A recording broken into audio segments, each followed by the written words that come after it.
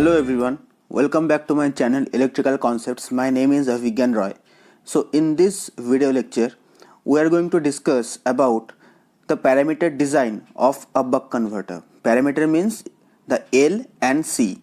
Okay, so let's start. So as you can see, this is the circuit diagram of a buck converter, and as we all know, buck converter is nothing but a step down DC to DC converter. That means it steps down the voltage at the output side. Okay, so suppose this is a load, it can be anything, R load, RL, RLE type, any kind of load it can be. Okay, so this is the circuit diagram, this is the inductor and this is the capacitor, this is the switch, power electronic switch that is being used here. Okay, so now as we all know, the average output voltage can be written as this equation: VO is equal to D multiplied with VS. VS is your input voltage, VO is your output voltage, and D is nothing but your duty ratio. Alright. Now L and C parameters can be designed using equation 2 and equation 3. These equations are well known. Okay, you must have studied these two equations already. Okay, so this is the equation for finding the inductance value, that is Vs into D into 1 minus D divided by switching frequency into delta IL. Okay, similarly C is expressed by this expression. And here these are the specifications, like D is the duty ratio, FSW is the switching frequency.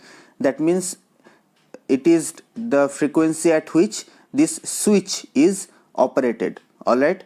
Del Vc is the capacitor voltage ripple. Okay, as we all know, always there must be some ripple in the output voltage due to continuous switch on and switch off. There always will be a continuous charging and discharging. That is why some ripple will always be there. And as because this capacitor and load are in parallel, that means the voltage across capacitor is same as the voltage across load, that means VO. Okay, so Vc is equal to VO.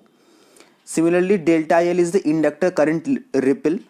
Okay, so here IL is nothing but the current that is flowing through this inductor, and delta IL means the ripple in that current. Okay, so using these two equations we can easily find the proper value of inductance and capacitance. So let's discuss with an example. Alright,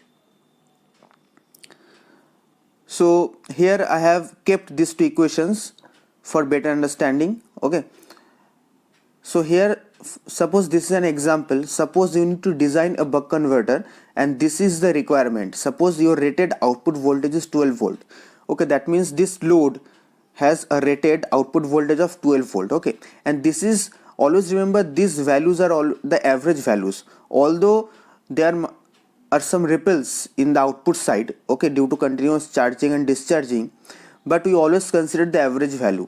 Okay, so these all are the average values and these are the rated value, but it doesn't mean that value will always be same as this. It may change. All right, voltage may be sometimes 10 volts, 11 volts, sometimes 13 volts. Okay, this is just the rated value and also the average one. Similarly, load current is 3 ampere and it is the rated value, but sometimes it may be 2 amps or it may be 4 amps depending on the load requirement, but these are all are the rated values. So this is the requirement, and based upon that we need to design this buck converter. Okay, so see the first step. This is the most important step. Okay, assume D to be 0.5 while designing. Actually this is not hard and fast. There is a specific advantage behind this. Okay, I will tell this later on, that why I am recommending you to assume D to be 0.5 while designing. You can choose D to be anything. You can choose D equals to 0.3 or 0.8, whatever. But if you choose 0.5, then there will be some advantage that I will tell later. Okay, next is, so if you choose D to be 0.5, automatically your input voltage will be 24 volts. Okay, assume switching frequency to be 2 kilohertz. See, there is no any hard and fast rule for choosing the switching frequency. It completely depends on the application requirement.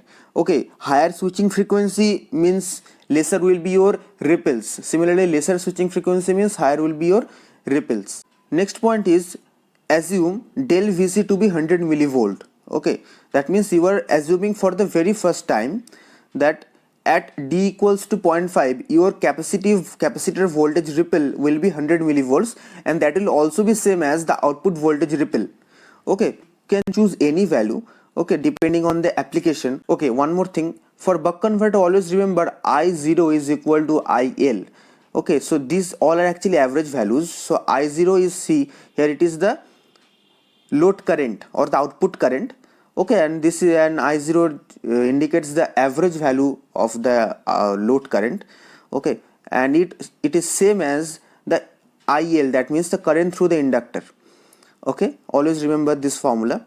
So based upon that, if I assume my del IL, that means current ripple, inductor current ripple, to be 10% of IL, it will be 0.3 ampere.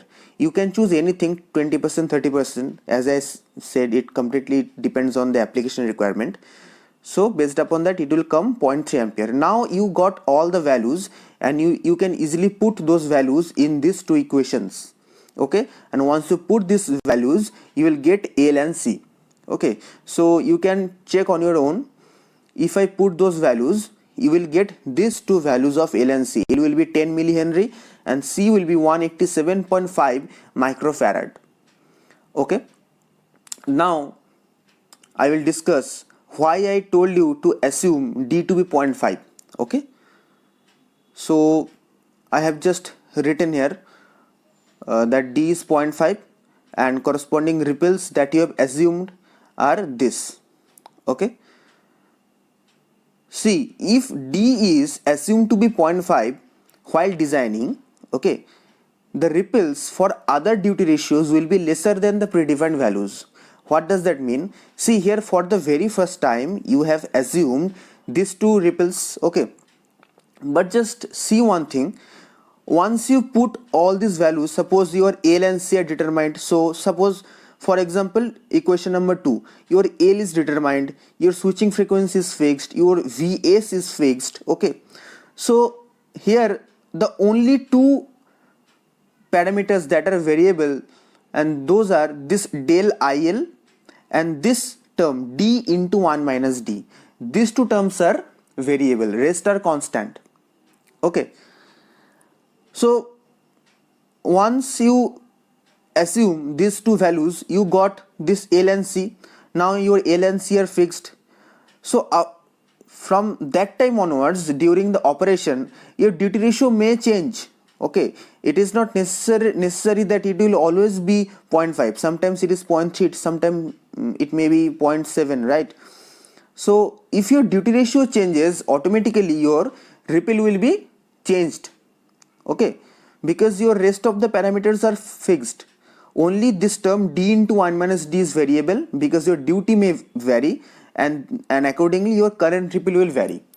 Okay, so now the most important part is, you can check this term D into 1 minus D.